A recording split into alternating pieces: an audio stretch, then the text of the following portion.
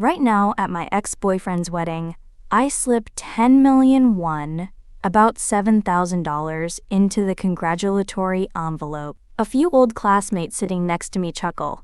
Anna, are you crazy? Your ex is getting married and you're gifting him 10 million won? I am not crazy. This money is the interest for the times I mocked him for being poor, forcing him to max out high-interest credit cards just to buy me a designer handbag. And it is also the final funeral expense to buy out the 7 years of our agonizing, passionate youth. In 2013, I was in my first year of high school. Back then, Noah was a notorious rebel at our competitive high school in Seoul. He was tall, about 6'1", his uniform tie was never worn properly, and his jacket was always unzipped to reveal the black t-shirt underneath. He loved playing basketball, howling songs down the hallways, and leading a pack of buddies to ditch night study sessions for the PC Bang, only to be chased all over the campus by the dean of students. As for me, I was your typical perfect student. Wearing horn-rimmed glasses and thick bangs, I always sat prim and proper right in the middle of the front row. I was the class president, the discipline committee head, and the eyes and ears planted by the teachers in the classroom. We were like two parallel lines. I despised his reckless, devil-may-care attitude, and he couldn't stand my pretentious, self-righteous demeanor. Our first clash happened in the third week of the semester. It was a self-study period. The homeroom teacher had gone to a meeting and assigned me to sit at the podium to keep order. Noah sat in the back row, his feet propped up on the desk, holding a Nintendo console he got from who knows where, deeply engrossed in mashing the buttons. The clicking sounds echoed sharply in the quiet classroom. I tolerated it and then tolerated it some more, but finally, unable to bear it, I walked down and tapped on his desk. Noah put his feet down and put the console away. He raised his eyelids, gave me a lazy look, and a smug smirk that I absolutely loathed crept onto his lips. Yo, Madam Class President, are you going to manage how people breathe now too? How does my gaming affect your vocabulary memorization? The whole class burst into laughter. My face flushed bright red, a sense of humiliation rushing straight to my brain. I snatched the console right out of his hands and said loudly, "Confiscated! Wait until the teacher gets back and ask him for it yourself." I thought he really wanted to beat me up right then. He stood up abruptly, his chair scraping against the floor with a piercing screech. He looked down at me from his height, his eyes fierce. "Anna, don't push your luck. Give it back." Even though my legs were trembling at that moment, I clutched the console tightly and stubbornly argued back. "I won't. Hit me if you dare." We stood in a stalemate like that for a full minute. Finally, he suddenly laughed. It was a laugh of pure frustration. He sat back down, kicked his desk hard, and said, "Anna, you're good. Just you wait." At that time, I thought that he and I would be sworn enemies for the rest of our lives. But I never expected that fate loves to set traps for you at turning points. In our second year, the school divided students into advanced tracks. I never expected that Noah and I would be put in the same class, and even worse, as deskmates. The homeroom teacher's intention was to implement a study buddy project, hoping a top student like me could reform a troubled kid like him. In our first month sitting together, we drew the most childish dividing line on the desk. "Cross the line and I'll stab you with my compass." "Who cares about your stupid line?" he scoffed. But in reality, his elbow frequently crossed the boundary by accident, and I actually did stab him with my compass. Only, every time after I stabbed him, seeing him exaggeratedly clutching his arm and crying out in pain, I would secretly slip a tube of pain relief ointment into his desk drawer. Our feelings back then probably mutated during those very moments of bickering and teasing.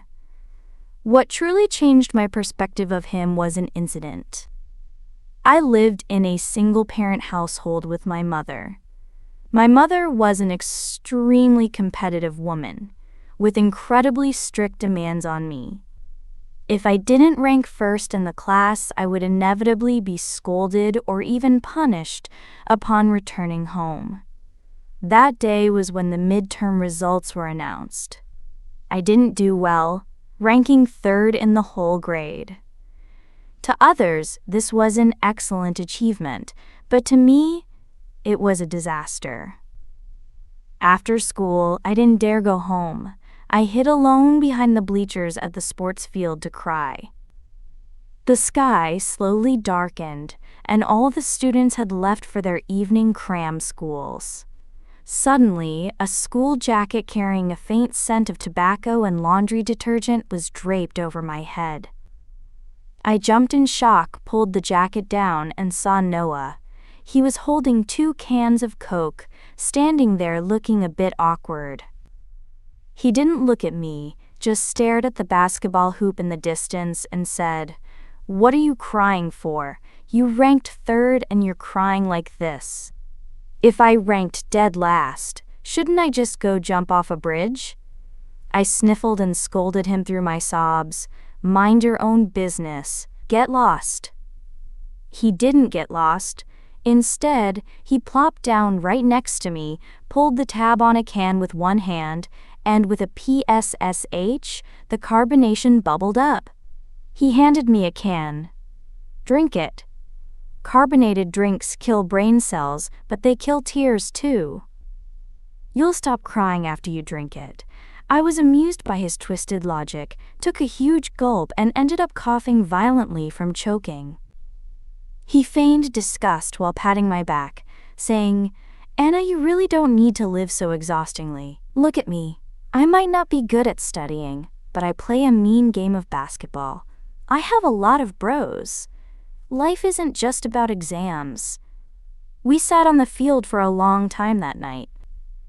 The moonlight stretched our shadows long. He told me about how he was chased by dogs when he climbed the fence to go to the PC Bang as a kid. I told him about how my mother forced me to practice the piano so harshly. When it was time to leave, he suddenly looked at me very seriously. "Anna, if you feel suffocated in the future, don't hide here and cry. Just tell me. I'll take you to eat spicy street food, take you to play games, take you for a drive to tear up the streets." In that moment, looking into his bright, shining eyes, my heart skipped a beat. I think I might have started to like this jerk a little. Our junior year was when our relationship reached its most delicate stage. The whole class, even the teachers, could tell there was something going on between us.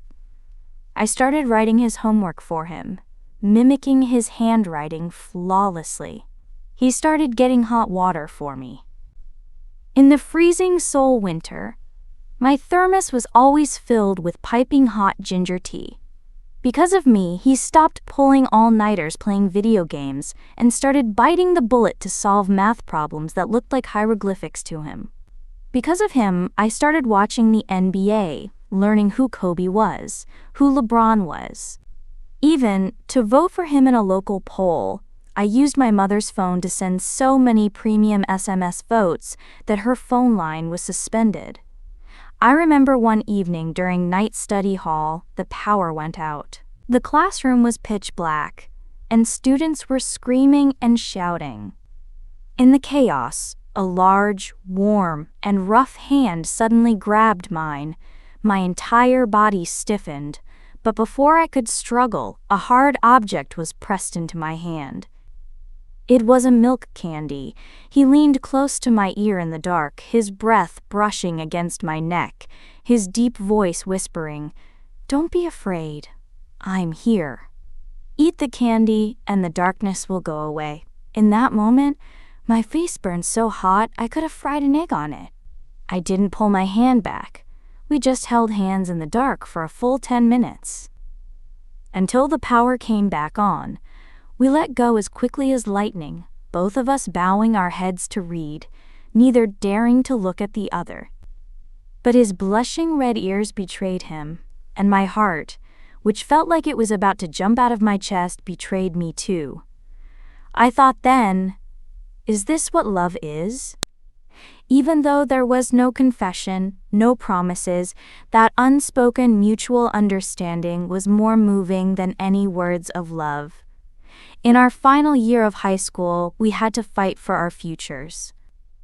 We agreed to apply to universities in the same city. I was aiming for a top ski-y university in Seoul.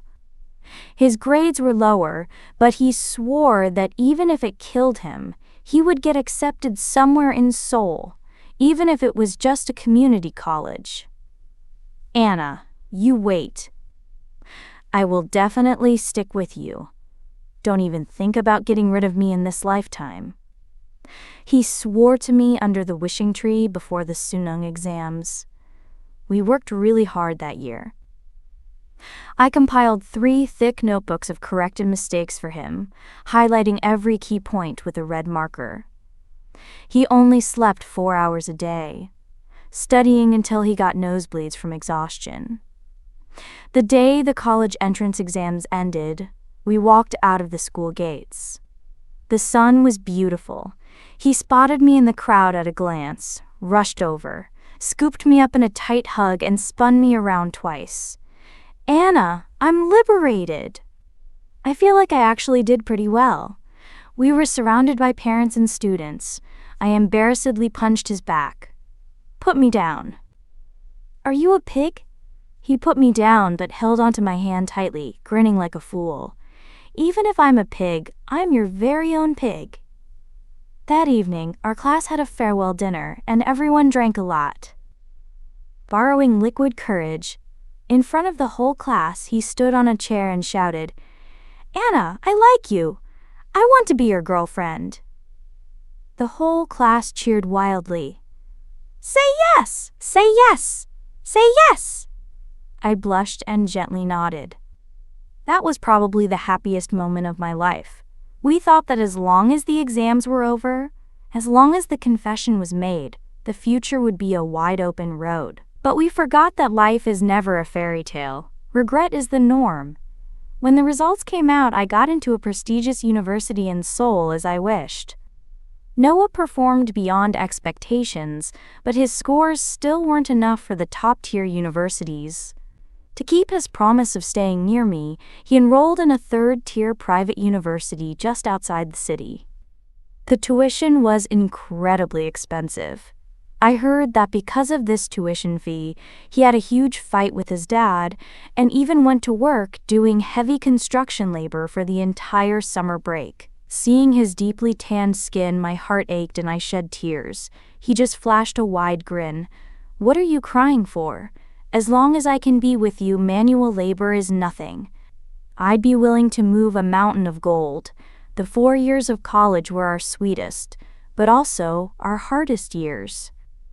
That private university was in the suburbs, a 2-hour subway ride from my school. But he came to see me every single weekend, rain or shine. To save money, he couldn't bear to take a taxi, always taking the bus, then transferring to the subway, sometimes getting squeezed so hard he threw up his breakfast. He saved his living expenses to take me out for nice meals, take me to grand palaces, and buy me the lipstick I loved. Meanwhile, he wore cheap t-shirts bought at Dongdaemun Market and smoked the cheapest cigarettes. I was too young then, taking his goodness to me too much for granted. I thought he was a man, so taking care of me was a given. I was immersed in the diverse club activities at the university, busy studying for language certificates, busy building my networking circle, busy with so-called self-development, while his world seemed to consist only of me. Conflicts started arising in our junior year. As my horizons broadened, I began to look down on him. I complained that he lacked ambition, that he only knew how to revolve around me all day. I complained that he failed his English proficiency exam 3 times. I complained that he couldn't chime into the conversation when talking with my elite friends. Once I took him to a networking party. Everyone was discussing study abroad programs, pursuing master's degrees, and internships at major tech companies. Noah sat in the corner, wearing a faded, washed-out hoodie, looking completely out of place. Someone asked him, "Noah, what do you plan to do in the future?" He was taken aback for a moment, scratched his head, and said, "I just want to find a stable job later, earn money to buy a big apartment in Seoul for Anna, and let her live comfortably." Everyone burst out laughing. Even though it was good-natured laughter, I found it incredibly jarring. I felt like he embarrassed me. After the party, I had a huge fight with him. "Noah, could you have a little bit of ambition? Is buying a house your only ideal? Do you know how absurdly expensive apartments in Seoul are? What are you going to use to buy one? Rely on working as a bricklayer?" Those words were like knives, stabbing into his heart one by one. He lowered his head, not saying a word, like a child who had done something wrong. It took a long time before he raised his head, his red eyes looking at me. "Anna, I know I'm foolish, but I really am trying. I'm currently teaching myself programming. I want to get into a big company. I want to give you a good life. Can you please just believe in me one more time?" Looking at his humble demeanor, I felt very uncomfortable, but my mouth still showed no mercy. "Believe you? Then show me the results." After that day, the frequency of his visits decreased. He said he was busy studying. I thought he had finally figured it out, and even felt a bit smug in my heart, thinking my pushing had worked. In our senior year, we had to do internships. I smoothly entered a multinational corporation, going in and out of high-end office buildings every day, wearing exquisite makeup and tailored suits. As for Noah, he truly coded as if his life depended on it, losing quite a bit of hair. He finally got into a tech startup. Even though it was a small company, he was very happy and ran to tell me first. "Anna, I have a salary now. It's not much, but I can support you from now on." He wanted to take me out for a nice meal to celebrate, but I was very busy that day, working overtime to revise a presentation. I impatiently hung up on him. "Eat, eat, eat. Is eating all you know? I'm very busy. I don't have time." The other end of the line was silent for a few seconds, then his soft voice came through. "I'm sorry. Then you go back to work. Remember to eat dinner." I found out later that day was his birthday. He had bought a cake, sat alone in his cramped rented room waiting until midnight, and finally fed the cake to a stray dog downstairs. The straw that broke the camel's back was my ambition and his family tragedy. At the end of that year, Noah's father had an accident at a construction site, broke his leg, and the contractor ran off with the money. His family urgently needed a large sum for surgery. Noah sent the entire $3 million he had just saved up back home, and even took on quite a bit of heavy debt. He became even busier. He worked his office job during the day, drove as a designated driver at night, and worked extra shifts handing out flyers on weekends. He lost a lot of weight, his eye sockets were sunken, and his beard was unkempt. And me? I was trying to secure a corporate transfer to go to New York, where my salary would double and my future would be bright. But I didn't tell Noah because I knew if I went to New York we would have to endure a massive long-distance relationship. Right when I was hesitating, I caught Noah cheating. That day I went to see him, wanting to give him a surprise. As a result, in the lobby of his company building, I saw a girl handing him a bottle of water. She was a girl with delicate features, wearing a white floral dress, smiling radiantly. She handed Noah the water, then naturally took a tissue out of her pocket, reaching out to wipe the sweat from his forehead. In that moment, the final string of reason in my head snapped. I didn't turn around and run away like in romantic dramas, nor did I hide and cry. I was Anna, a proud Anna, who would not allow a single grain of sand in my eyes. I marched forward on my high heels, aggressively storming over, and violently swatted the tissue out of that girl's hand onto the floor. "Noah!" I screamed his name. The girl jumped in shock. Noah snapped his head up, saw me, and a flash of panic crossed his eyes. He instinctively took a step back. "Anna, why are you here?" In my eyes, that step back was a sign of a guilty conscience. I sneered, pointing at the girl, and asked, "Is he paralyzed? Doesn't he have hands? Does he need you to serve him like a sycophant? Or are you so desperate for affection now that you'll pounce on any woman not just lacking money?" Those words were too vicious, so harsh that even I felt they grated on my ears. Noah's face instantly went pale. He frowned, his tone extremely exhausted. "Anna, please don't make a scene. This is Lily, my coworker. I almost fainted while moving things just now. She just meant well." "Meant well? Meant well enough to wipe your sweat? Noah, do you think I'm an idiot? Should I make room for you too so you can play out some cheap romantic drama of finding true love in adversity?" I was like a madwoman at that moment, pouring out all the pent-up grievances, the confusion about the future, and my dissatisfaction with his current dead-end situation. The girl named Lily had red eyes and tried to explain, but Noah stopped her. Noah looked at me, the light in his eyes slowly dying out. He didn't coax me like before, nor did he get angry. He just very calmly asked one question. "Anna, in your heart, is this the kind of person I am?" I was in a fit of rage and blurted out, "Yes, that's exactly who you are. You're useless, you're a failure, you can't even afford a decent gift for your girlfriend, and now you've learned how to flirt and cheat. Noah, I've had enough. I've had enough of living these days drowning in debt with no way out with you." As soon as the words left my mouth, there was a dead silence around us. I saw Noah's body stagger slightly, as if he had been punched hard in the gut. It took a long time before he spoke in a hoarse voice. "Okay, I understand. No arguments, no pleading," he said. "Anna, go to New York. I heard from your best friend. I know you want to go. Go, don't ruin your future because of me. A guy like me truly doesn't deserve you."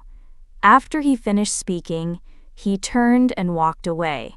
That silhouette, tall and thin, lonely, looked like a stray dog abandoned by its owner on the street. I stood rooted to the spot, watching his silhouette gradually disappear into the bustling crowd. I didn't feel the thrill of revenge in my heart. Instead, I felt empty, like I had lost something priceless. But I was too arrogant then. I thought he was the one who wronged me, that he gave up first.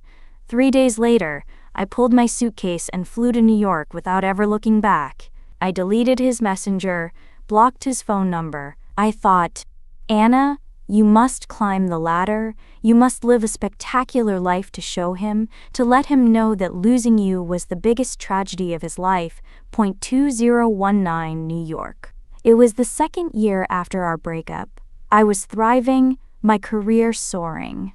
I got promoted, got a raise, rented a luxury apartment, and bought the designer bags I hadn't dared to dream of before.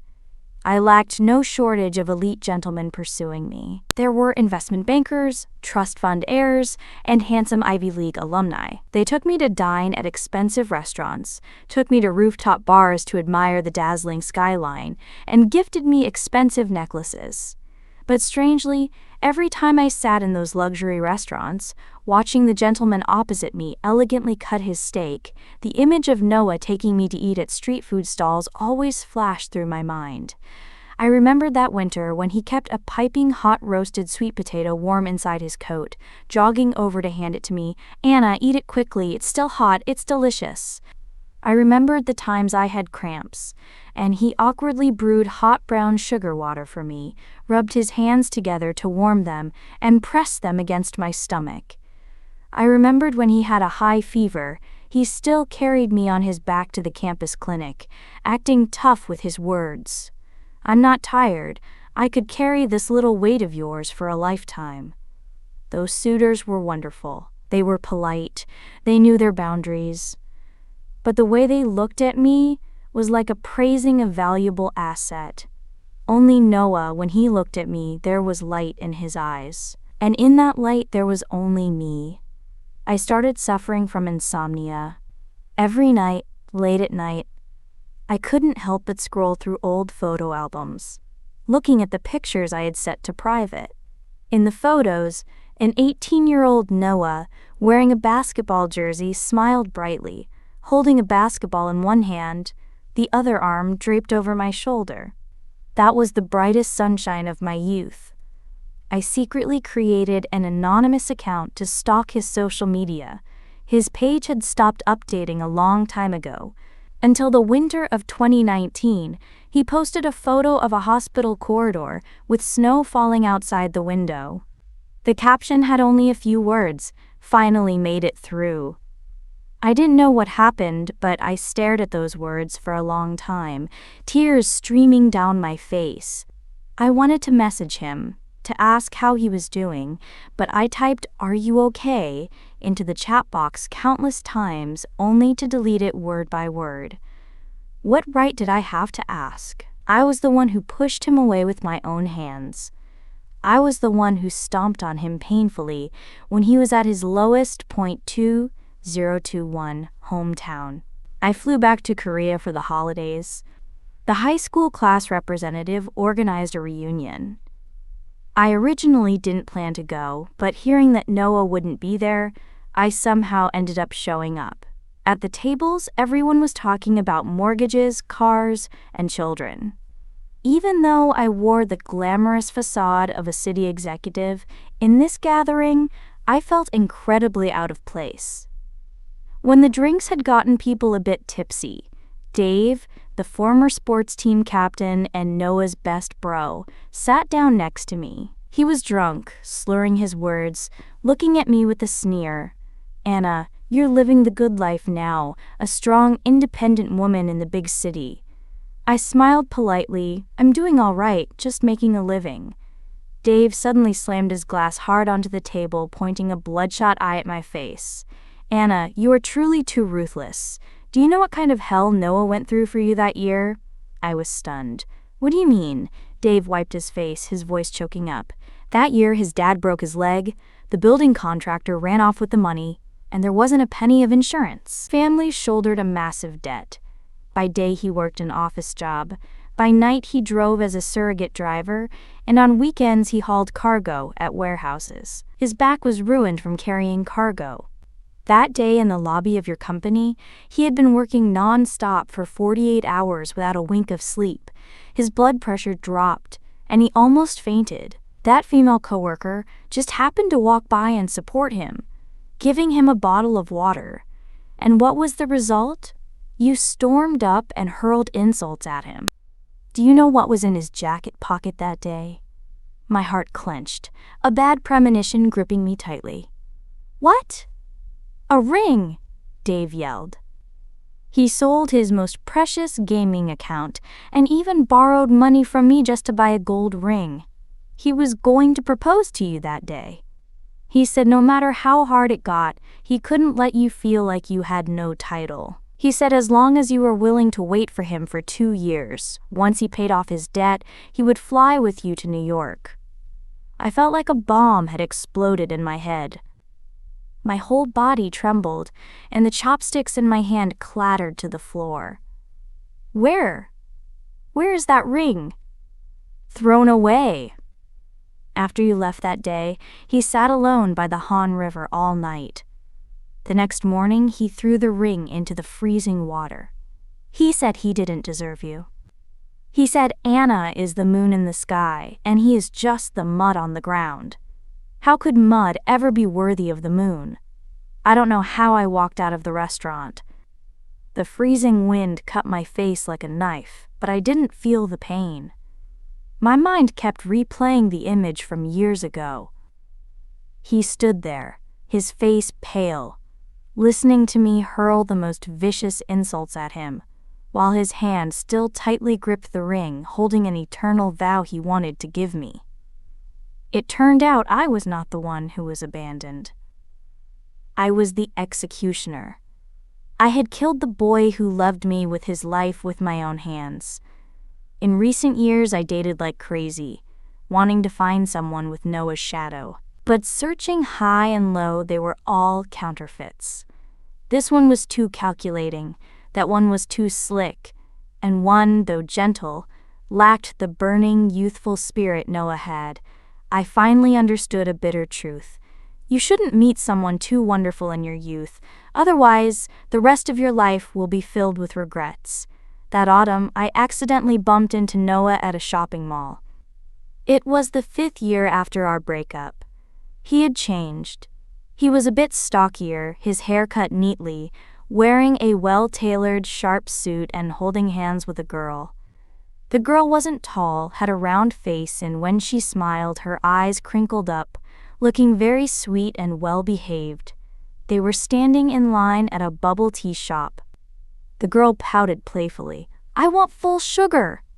Noah affectionately tapped her nose. "No, it's too sweet, it'll ruin your teeth." "Less sugar." This tone, this action, was so familiar it shattered my heart. He used to manage me just as strictly before. I instinctively wanted to hide, but it was too late. He saw me too. In that moment, he paused for a beat, then very quickly regained his composure. That composure was the calmness of looking at an old high school classmate you haven't seen in years, or even a stranger. No love, no hate, not a single ripple on the surface of the lake. He openly led the girl over and nodded a greeting to me. "Long time no see." I also squeezed out a forced smile that was uglier than crying. "Long time no see." The girl looked at me curiously. "Honey, who is this?" Noah glanced at me and replied indifferently. "Oh, just a high school classmate from back in the day." High school classmate. Those 3 light words erased and completely encompassed our 7 years of brilliant, passionate youth. I stood frozen, watching their retreating backs. The girl was still chirping. "That lady is really pretty. Was she your first love?" Noah's voice drifted from afar, fading into the air.